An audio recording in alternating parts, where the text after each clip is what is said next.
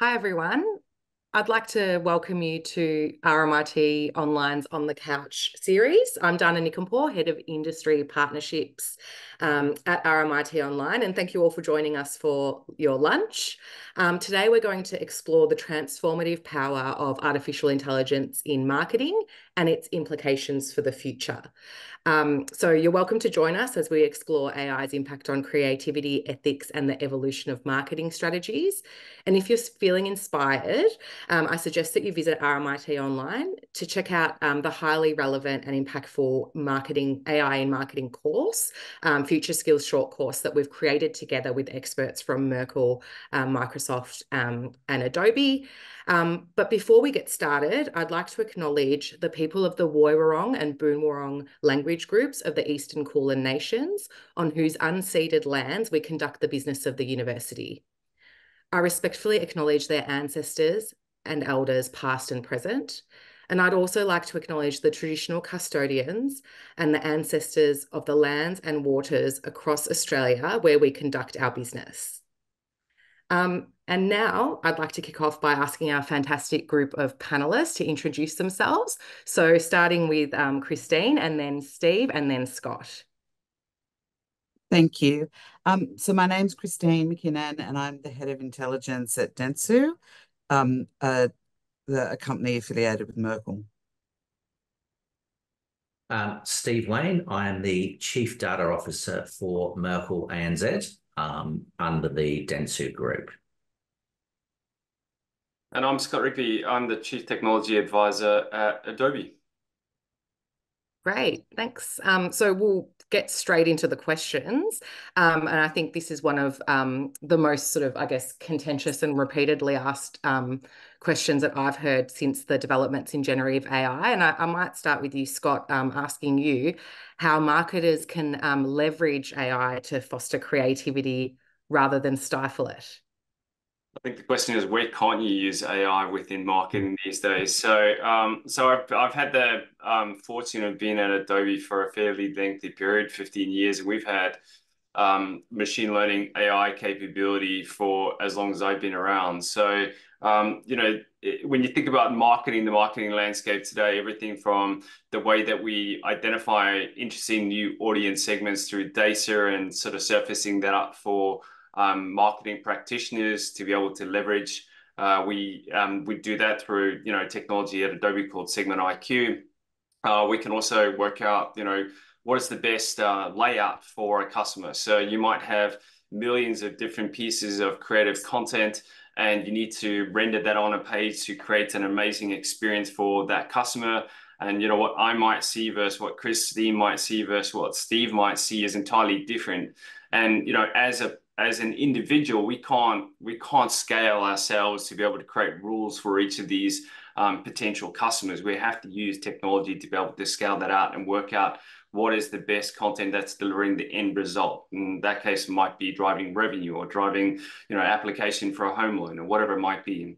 And so we can use machine learning to be able to work that out, or we can use it for creativity.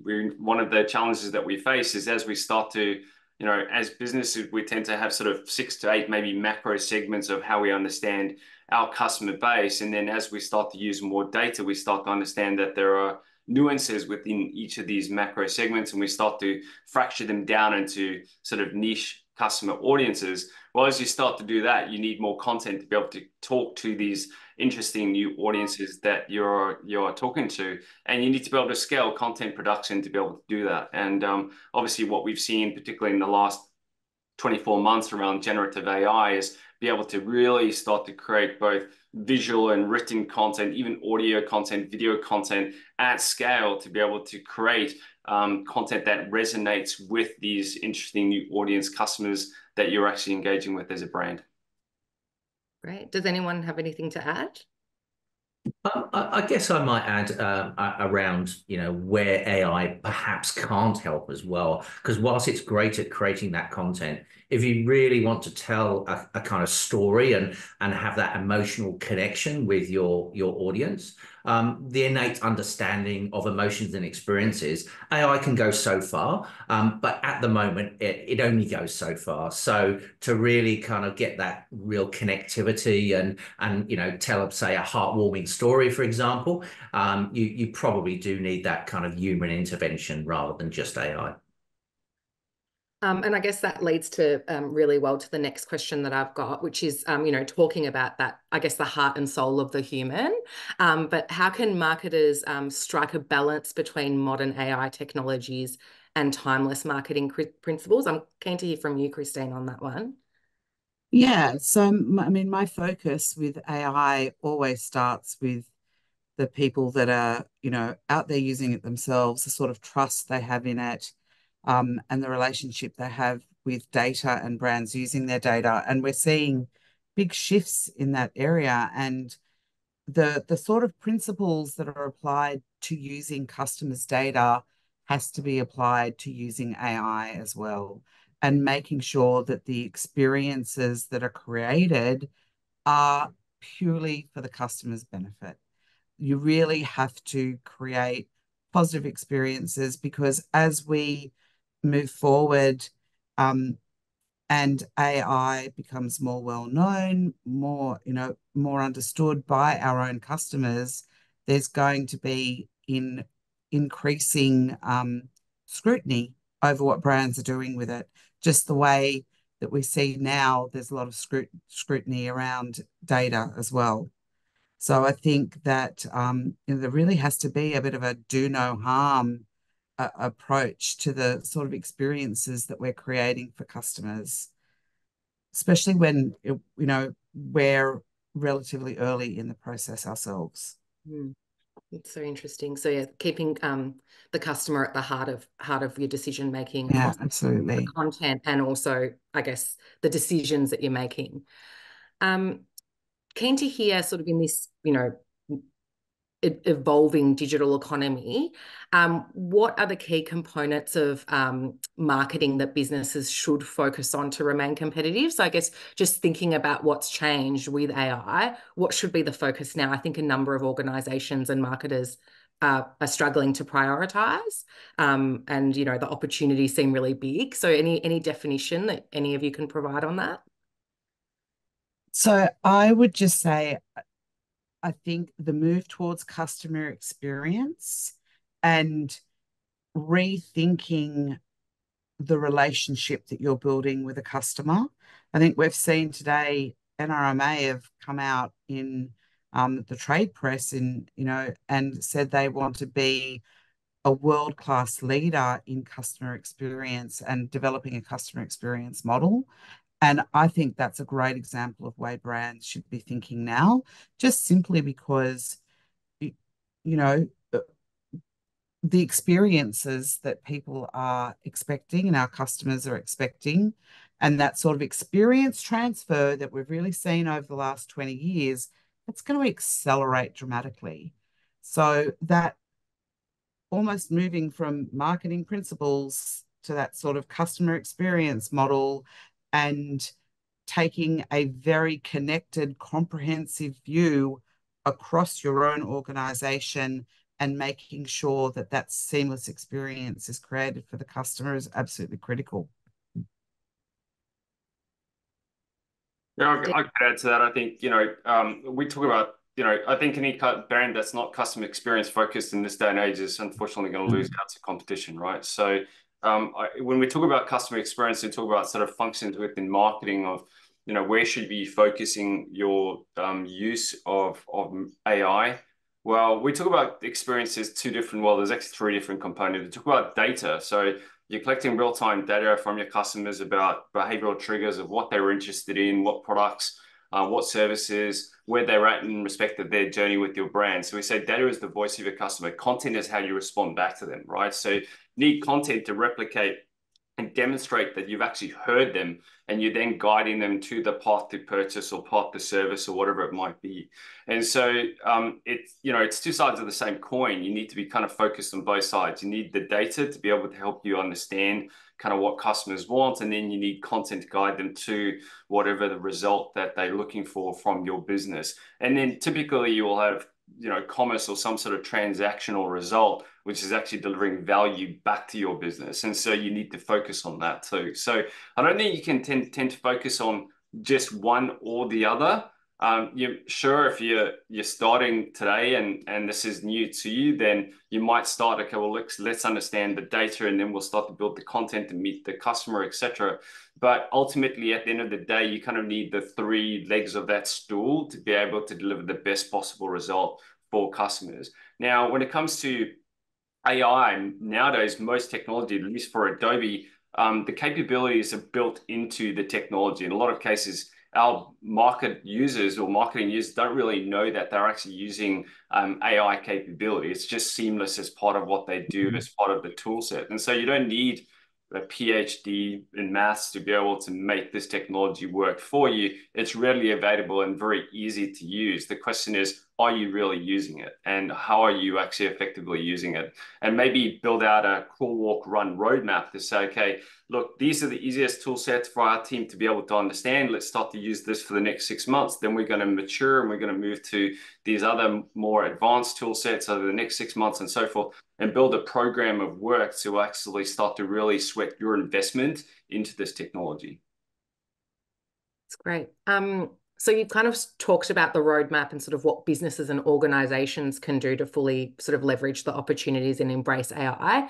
I'm keen to understand, sort of speaking to the individual, what do you think people need to do to fully embrace AI and what it can do for marketing as at a personal and individual level? I think that also it comes down to trust, trust in the organization in terms of what they might do with your data, trust in terms of that there's no real bias and that you can actually see transparently what that organization's doing and how it provides value to you. Christine talked about creating experience, and it's about hyper personalization. And with experiences, what we're dealing with is emotions. It's how people feel. So the more effectively you train your algorithms to really understand that emotional context in how people may feel in different situations, will actually start to gain their trust further in terms of it actually providing some sort of value or outcome that's going to be beneficial for them. I.e., all of us have received emails trying to sell us a product that we've already bought or we already own.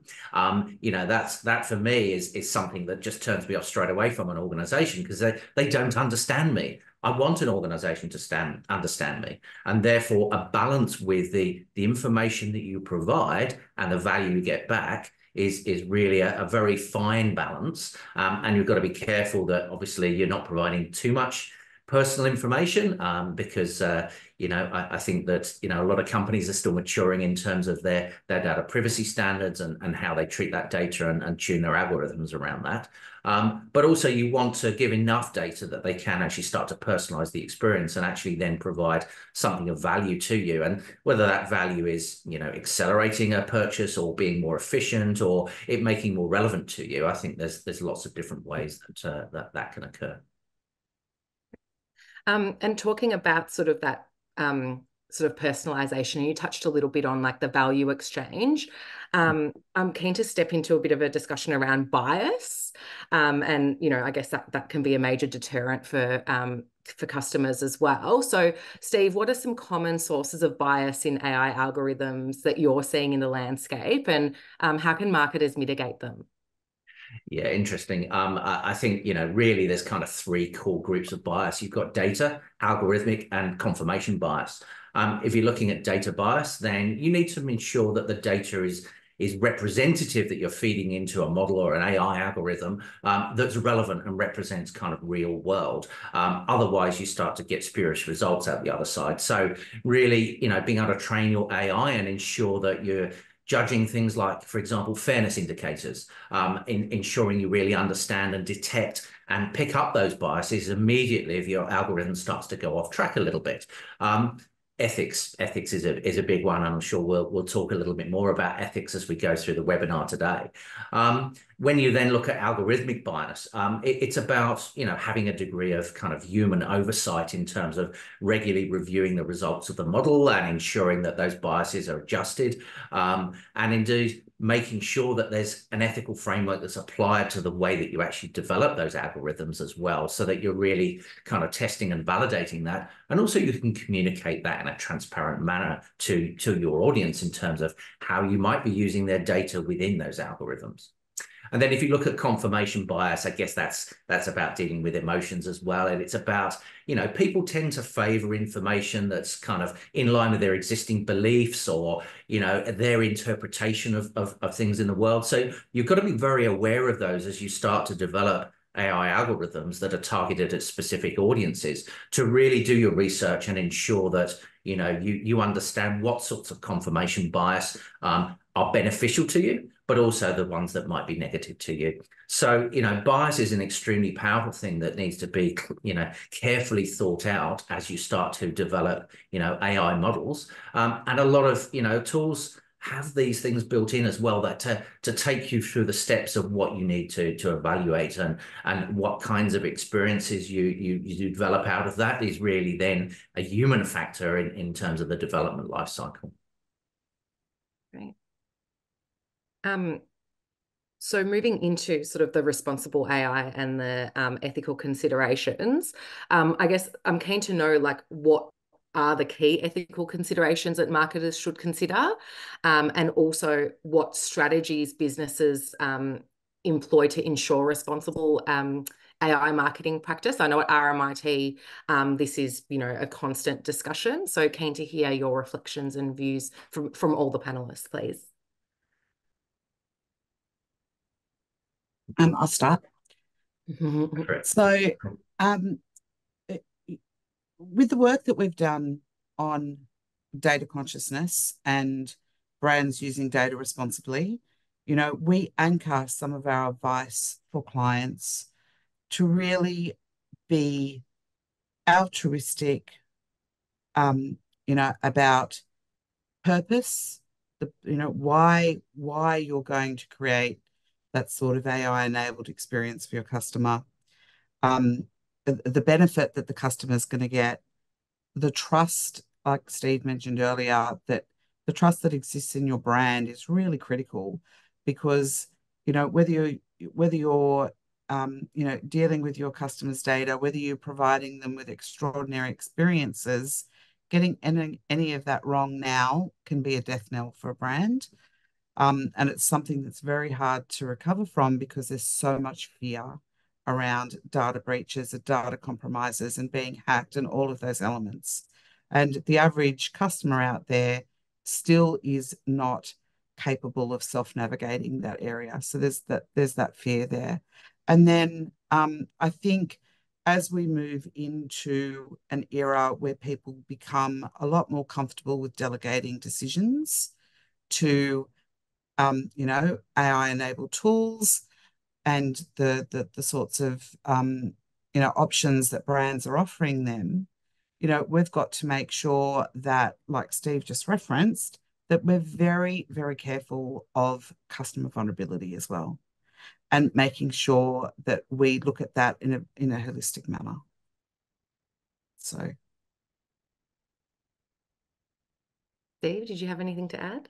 Yeah, I guess along those same lines as well, that, you know, clearly, you know, ensuring that you're respecting and taking away, you know, any PII data from your kind of algorithms, I think is important. And if you can't do that, it's then building processes where you can anonymize that. And, you know, that could be simply aggregating data, which helps, you know, protect anonymity. But I think that, you know, helping consumers, you know, understand, and, you know, we have a role as professionals to kind of help to educate consumers as well, around AI, around data privacy, around a responsibility framework, I think is really critical. And I think it's important that organizations that, you know, are developing a lot of AI algorithms and tools out there for leverage, it's about then, you know, being able to practice how we kind of be more transparent and have explainable AI.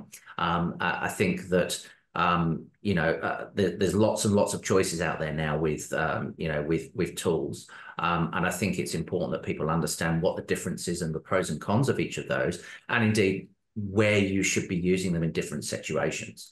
And I think then that you can start to incorporate, as you start to build out these AI algorithms, kind of ethical testing as part of your process. So it's not just simply the effectiveness of the AI that you've tuned and you put your data in, but it's actually about testing the real boundaries of ethics there and making sure it does align with your policies, your frameworks around ethical standards.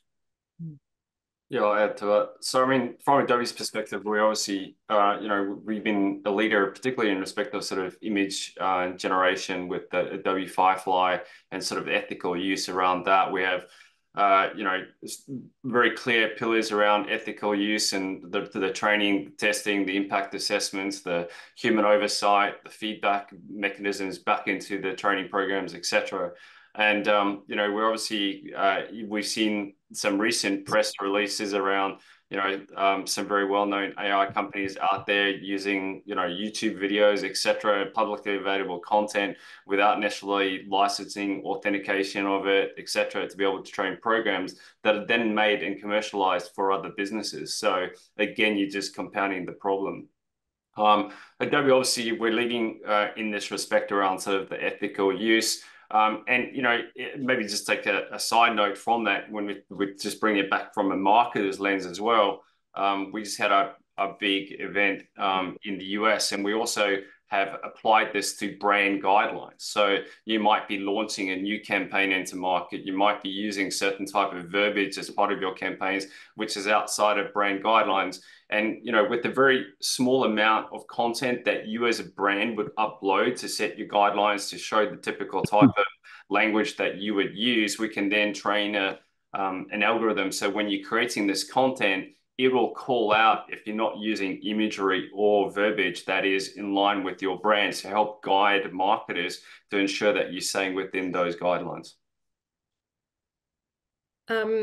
So just sort of elaborating on, I guess we've been talking a little bit about PII and regulations. So just keen to understand, like with the fast pace of the way things are moving, and also licensing, sorry, that's another one that you touched on, Scott. How do you envision the future of AI regulation in marketing, and what role should individual marketers or businesses play in it? Like how much should they be predicting versus just going with it, I guess, is probably a question that's front of mind for a lot of people. Yeah, I think, look, first and foremost, one of the challenges for marketers, a lot of businesses, it's a global playing field now, right? So to a large degree, I mean, it depends on the type of business you are, if you operate on a multinational perspective or not. And trying to scale you as one individual, plus all the different regulations that go across all the different countries, etc. There's obviously evolving regulations. GDPR, as an example, in Europe has gone through a couple of different versions. Be able to stay up to date. That ultimately you're going to need technology to be able to help you understand whether you are within or outside of those guidelines. I mean, there's regulations in India, there's the California regulations, etc. It becomes very, very challenging, very complex as a business to be able to ensure, are you compliant or not? This is where technology effectively can help you scale to be able to stay within the rules and guidelines of the region in which you're operating or selling to, right? And so I think without sort of technology helping you scale, it's going to become an ever really increasing complex problem that just can't be dealt with from a manual perspective. So keen to just move into some more broader questions around AI and marketing. So I guess what do you think are some key considerations for marketers today when designing initiatives for implementing AI technologies within their activities? So what do they need to think about when they're getting started? I think Merkle's done a fair bit in AI consulting space, and I think that one of the important things that you've got to consider is what are the goals, what are the problems that you're trying to solve, what are the use cases that are actually going to create value. Don't do it for the sake of doing it. There's lots of organizations that just want to implement AI because that's what the boards tell them to do. But it's about actually drilling through and finding where the value might be. The next thing, as you start to actually uncover those use cases, is work out the audience. Who's the consumer here? Who's the person that's going to be impacted? And really defining those audiences. And there's some pretty advanced technology out there to help you build out those audiences at a fairly granular level of detail. And obviously using AI will help accelerate that as well. Don't shortcut the data analysis. Really understand the data sets that you're working with. Ensure that they are representative of the audience that you're targeting and the problem that you're trying to solve, and make sure that it's a complete set of data that represents real life. You can't manufacture and make up data and expect an AI to come out with a result that's realistic and right for a consumer as well. And of course, going back to what I said earlier, choosing the right AI technology. There's lots of different choices out there, and making sure that you're picking the right solution. I know that the other day somebody was talking to me about drug GPT, and it's supporting medical practitioners recommending medicines.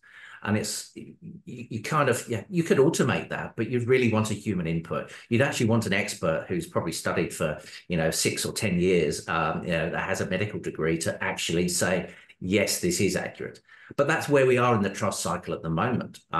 So how do you improve that trust and transparency? And maybe AI can create some content to help you actually communicate that as well. So really then optimizing for marketeers, content generation, how you optimize that, and make sure you integrate it into existing processes that exist out there. So if an organization is embedding this in an existing portal or solution, make sure it's seamless. Make sure it's got the relevant supporting content, the transparency information, it adheres obviously to the ethics and trust, and making sure as marketeers that we're kind of thinking about all of those dimensions as we're starting to advise organizations.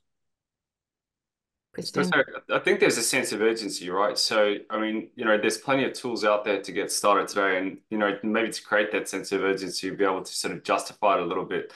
Adobe runs a piece of research. We've been running it annually for, I think, 13 years now. It's probably the most enduring piece of research around customer experience that I'm aware of. I think over the sort of 12, 13 years we run it, we probably interviewed 200,000 marketing leaders globally. And the interesting stat that seems to come out year on year is those that are early adopters of technology continue to break away from those that are mainstream and laggards. And, if you look back, I've been involved with it for a number of years. If I look back sort of 8 years ago, there was a pretty small percentage change between the leaders and the mainstream.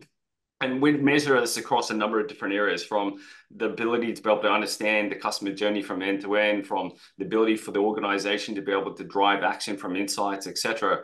But the more concerning thing is that in the last couple of years is that, first of all, the gap between leaders and laggards is now sort of 20, 30% across a multiple of metrics, right?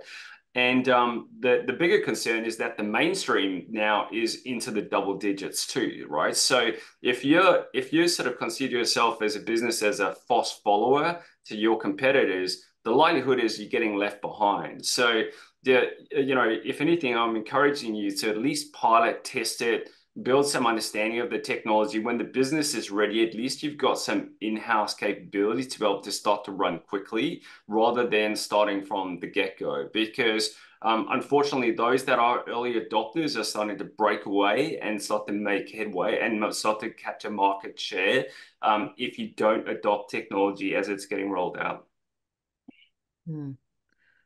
So we're talking about the laggards. And if you're concerned that you work for one of those, or you might be increasingly sort of falling behind, what are some effective ways for someone who needs to get buy-in from their businesses to communicate AI and machine learning strategies to business stakeholders, especially people who might not be super familiar with these technologies themselves, but also have work with stakeholders that aren't? I think that effective ways that you can help do that within an organization is one, keep it simple. If this is new to people, simplify the language and the jargon that you're using, and make sure that you've got an easy way to communicate it. Do it in a business context so you can actually relate it to a business outcome or a problem that you're actually solving. Often using something that's quite visual can help actually portray some ideas, storyboard stuff out. Use analogies out there, real world examples. I saw one the other day that Merkle had delivered for, a light bulb company, and we're using AI to kind of look at behavior patterns of when people are using their lights, smart light bulbs. And that's helping to understand, what we may cross-sell or upsell, or that company will cross-sell and upsell. So, being able to actually leverage examples like that and talk to them knowledgeably about how they're using technology, and about the journey maybe those organizations have been on in terms of, explainable AI and making sure that the content-based AI that you're leveraging all the way through it, you can actually show that to people. Yeah, it's visual to start with, so use visuals to explain it too. And I think if you take people on that journey, I think it really helps them to understand. And clearly, obviously do the RMIT course. That's a great start point for people to really get an understanding of leveraging AI in marketing, and encourage others to do that, I guess, because, it's already been structured and a lot of thought leadership can put into that, to help explain how AI may be used or not used. So it's a great start point for people to look at. Christine, did you have anything to add there?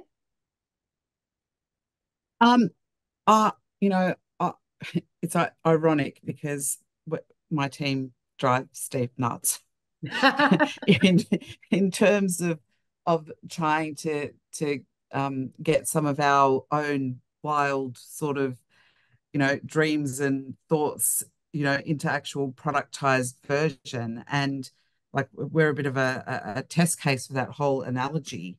And I think I can only back up what Steve said, that being able at this stage of the curve, being able to look at outcomes, look at hypothesis, look at visuals, I think is really important. Most people are quite visual in how they absorb complicated information. That's why diagrams exist. So those sorts of elements definitely on my own journey have been really critical. Yeah. So the ROI. Oh, sorry. Go, Scott. Yeah, I was going to add to it. I think, ultimately, I mean, aside from I saw someone post in the chat that they're a non-profit, but most businesses that we're working for are revenue, right? We drive in revenue at the end of the day, right?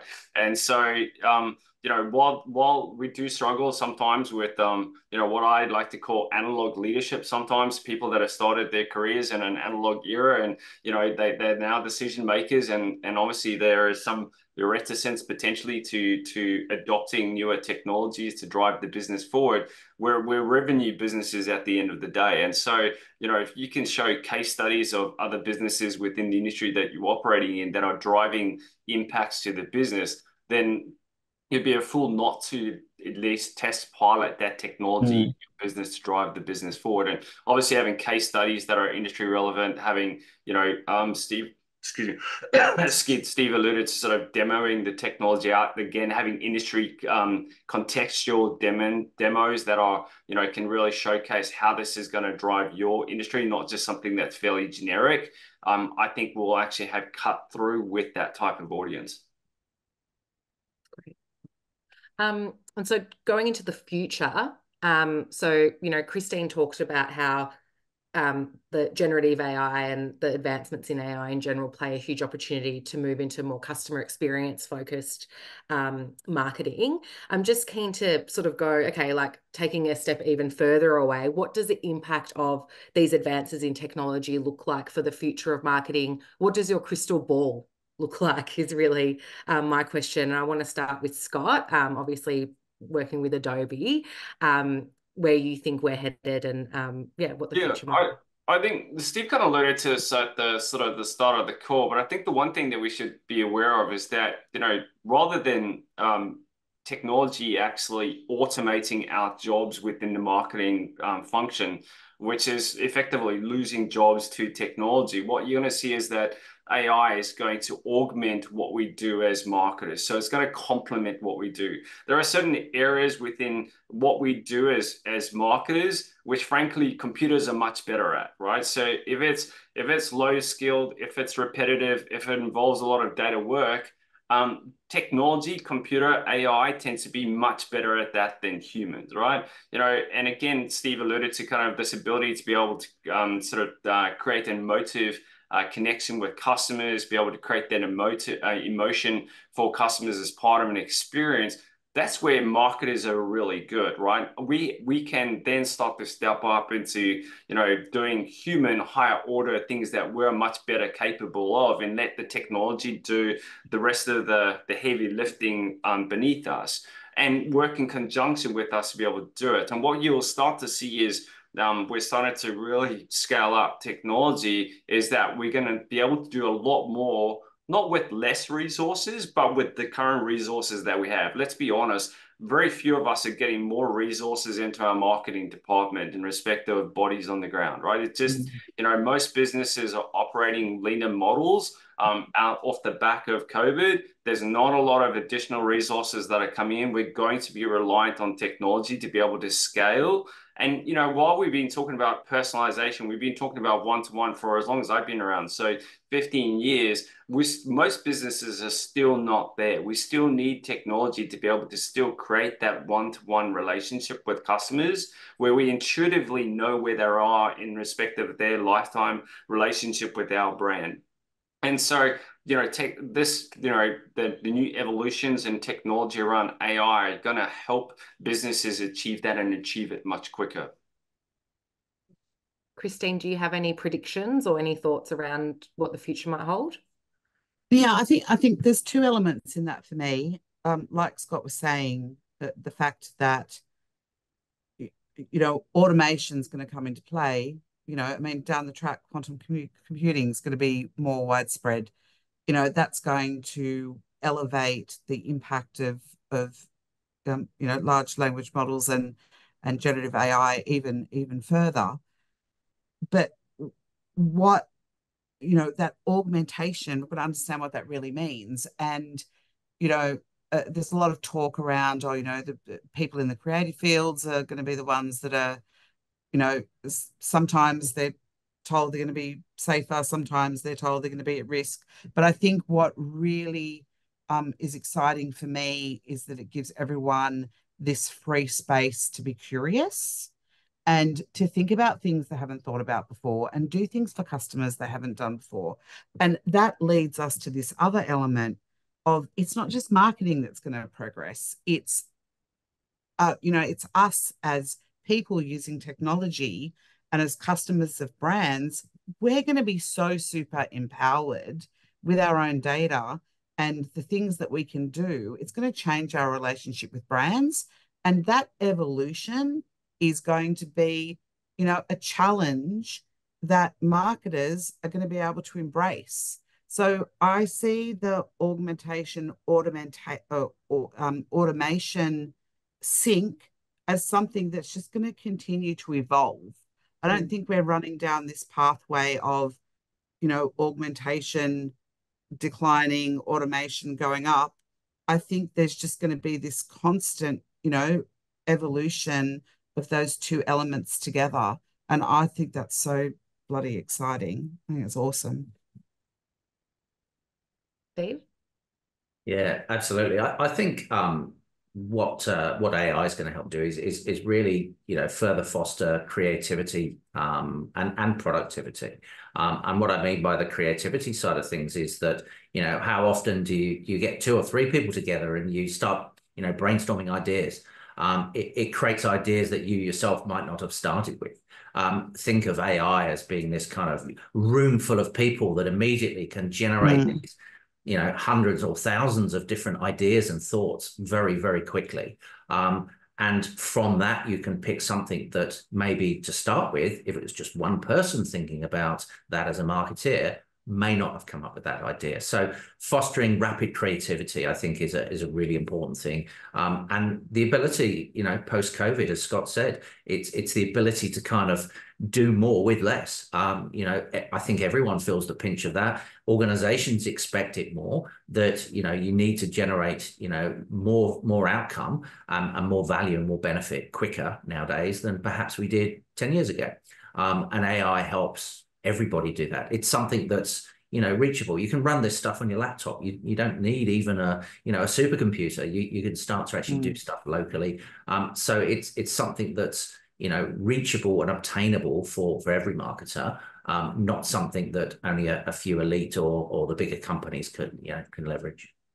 I love that. Love that optimism. I was gonna add a point to, so I think Christine raised a good point around quantum computing. When I talk about sort of quantum computing, our current compute power when it comes to AI, it's kind of like riding a bicycle, right? And in the current state, right? And once we really start to truly commercialize quantum computing and start to truly apply, it's going to be like driving a Formula One car. I think that's the difference between what potentially is over the horizon from quantum computing in respect of the impact it could have on AI and jobs and creativity and so forth. There is a looming increase in our creative capacity coming on the horizon. And we don't know necessarily how far away it is. I mean, they've been talking about quantum computing for a couple of decades now, but we're starting to see commercialization of it. Still early days, but similar to Gen AI, we're talking about AI for a long time, and then suddenly Gen AI came around the corner, and it's everything we've been talking about for the last 24 months. And quantum computing could be exactly the same thing when we eventually hit that milestone. Thank you so much. That was awesome. I'm just going to ask a few questions from the audience now before we wrap up. So sorry, I've got a frog in my throat. So, but going back to sort of, you talked about creativity, Steve, and how AI has the potential to supercharge that. The audience is really keen to hear about an example of a brand who's transparently used AI to enhance their work in a way that was received well. So I don't know, Steve or Scott, I feel like Scott maybe, working with Adobe, any examples that you can call out as well? Tons of Adobe. I'd recommend everyone go and watch Adobe Summit content that happened. So that was our big event in the US that happened at the end of last month. And go and watch some of our keynotes, because we had amazing examples from Coca-Cola and the NBA, etc., where it could be a sketch. You draw up a quick sketch and you put that into AI, and it does amazing iterations of that sketch. Or you wanted to generate multiple iterations of one campaign asset, or you wanted to, maybe you got an image from a campaign asset. You could break that into multiple layers. And then start to change the background of that sneaker into, from sort of, the road to the track to beach or whatever it is. There are amazing examples and demos from our Adobe Summit event that happened recently that I encourage you to go and watch. So Coca-Cola and NBA was one of them. Great. Steve, Christine, any examples? I might use one that I was looking at the other day, and it was delivered with Adobe and Merkle overseas, actually, and it was with Philips. And I talked a little bit about it earlier, the light bulb. So the use case was capturing data around behavior and usage patterns on the light bulb. And one of the use cases was a lady that they detect through the behavioral data after she's bought a light bulb that she tends to wake up early in the morning, and so offering a light bulb that maybe goes in her bedroom because she was always switching the lounge light on early in the day, and obviously as part of that, delivering some content around how easing out of a sleep pattern or easing into a sleep pattern can actually help improve your sleep. And that's some of the marketing that they've kind of done around why you might choose a Philips Hue light bulb in your bedroom area, as opposed to just mood lighting in a lounge or a dining area. And it's a great example of kind of leveraging some behavioral data. The AI algorithm has kind of just gone off, and effectively the algorithm is coming back with some recommendations that's very individual for that person. So I think that, AI like that in being able to position a product offering or an improvement even in lifestyle to people has a fundamental impact on their experience, but also how they feel about that brand. So that emotional connection. I'll give one other example as well. So Substance 3D is a technology we acquired a few years ago. I'm sure most people on here have watched Game of Thrones and all of sort of the realistic, lifelike rendering that happens through that TV series was utilizing that technology. And we're now using it. So I gave you some examples of kind of creating campaign assets, but to give you an example of that being applied to a product. So Casio G-Shock, or Casio is a customer of ours. G-Shock is the watch. In Japan and the US now, you can use Substance 3D effectively is rendering that one product into 2 million different iterations. So you can actually personalize that watch, the bezel of the watch, the band of the watch, about 10 different pieces on the watch you can actually personalize, and then they manufacture it on demand. And so what we started to see was in Japan where people weren't initially, they were ordering the product, but some people were just playing with the configurator to create an example of their watch that matched their favorite manga characters, if you know manga in Japan, and then they're posting on social media and so forth. And that's a great example of how we're using AI to be able to start to scale up these personalized objects that people are interacting with around your brand. And at some point, they might purchase it, but as part, they're definitely brand ambassadors for your business as part of it in respect of just their interaction and personalization out to their social channels. I love that example of user generated content and AI. Yeah. Fantastic. Yeah. So going back a little bit to the basics for some of our audience, keen to know what are some of the AI marketing platforms that you would recommend for nonprofits? But I think this can go for anyone. So I think for SMBs as well, who are relatively new to the AI space. So really, how are there any key products that would help someone dip their toe in an organization? Can I say Adobe products? Well, I mean, I feel like it would be Adobe. I mean, we've got a lot of free products. I mean, there are a lot of free products available. So, I mean, yes, look, I mean, and it's tiered based on your usage as well, right? So, you know, if you're a nonprofit and you're not using it as much as a big enterprise organization, pricing is scale. But there are a ton of free products, as well as beta products like Adobe Firefly that you can access and pilot yourself and use as part of your business. But there are a ton of other things in respect of, you know, video cropping, editing, music, etc., that are free to use. You just need a login. You need an Adobe login. It doesn't require a license, and you can start to use these products. But you know, not just that. I mean, there is a ton of free products in respect of the space. Obviously, there might be thresholds at which point they want you to step up in respect of paying a monthly fee, but there are plenty of products from the content side across to the data side to the transactional side. Steve, Christine, do you have any recommendations as well in your space? Well, a lot of the stuff that I'm using is Adobe, so I'm just going to be backing up Scott. Yeah, look, absolutely. I think we've got a significant global capability in the Adobe implementation space, and you know, partner with Adobe on many implementations. I think, you know, yes, there are lots of choice of platforms out there, and you know, all of the big vendors and cloud vendors all have the ability to leverage, you know, AI within their platforms. I think, you know, if you kind of look at, you know, who globally out there is you know, content creation and who do you associate that with, I think that, you know, Adobe certainly sticks out in terms of tool of choice for many marketeers.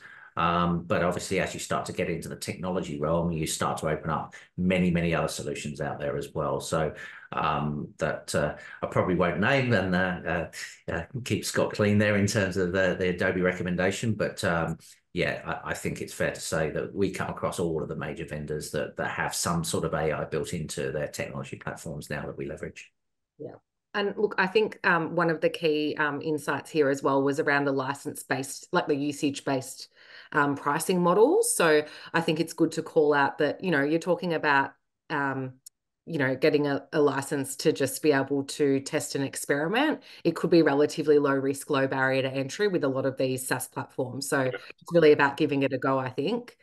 Just throwing my own view in there. So I'm keen to understand, we talked a little bit about copyright, but just understanding from a marketing standpoint how people can tackle copyright and plagiarism with ChatGPT? Like, I feel like this is actually a really good question for managers as well, and people who might have be leading large teams and have ownership.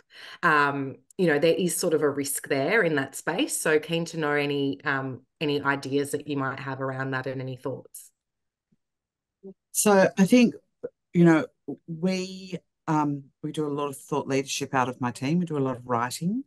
And we lean in, we've created our own guidelines about the way we use AI and ChatGPT and Copilot, and the way that we apply them and what we will do with them and what we won't do with them. And I can remember, like, not that long ago, with some information that I took note of, I went back and asked for sources, and I went back and I asked for the references, and then I took it out to Google and did some Google searches, could not find that information, had no idea where it had come from. And we've all heard about hallucinations and all the issues.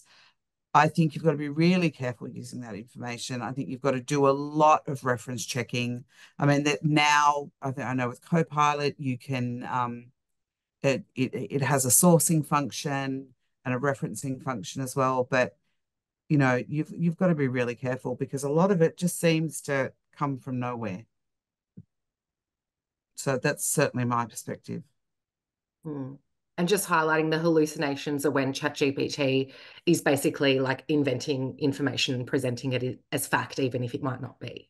Or yeah, I think I believe they were actually penalized recently with the release of some of the YouTube content, etc. I think there's obviously some challenges there in respect of just qualification around authenticity of the content and vetting of it and so forth. Obviously from Adobe's perspective, if it comes to sort of image generation, etc., we trained this on Adobe stock, and all of those images have been licensed or have the license expired. We've vetted all the content. And so when it comes to, there are tools out there, and Adobe is one of them, that is helping you identify content that has been licensed elsewhere, and sort of calling that out for you. I think you do need to use a legitimate technology to be able to help your business with it. I think it's a rapidly evolving landscape that's become challenging for businesses to be able to operate in, and you got to be careful about where you're getting your particularly visual written content from to qualify it before you use it in any campaign, etc. Well, I think we can wrap it up there now. Thank you so much. We've covered quite a lot of ground, and I think we can let everyone head off to have their lunch if they haven't had it yet. So yeah, I just really like to thank our speakers, Steve, Christine, and Scott, for coming and sharing their insights with us today. Yeah, please do remember, I'm going to plug it again, the AI in marketing course that we've developed with Merkle, Adobe, and Microsoft. Please check it out. It is a fantastic program for anyone who's interested in this space. A 6-week short course that can get you all across it. But yeah, that's it from us. This will also be published online if you wanted to share the session with any of your colleagues or friends. So thank you so much, everyone. See you later. Thank you all. Thank you. Thanks all. Bye. Bye.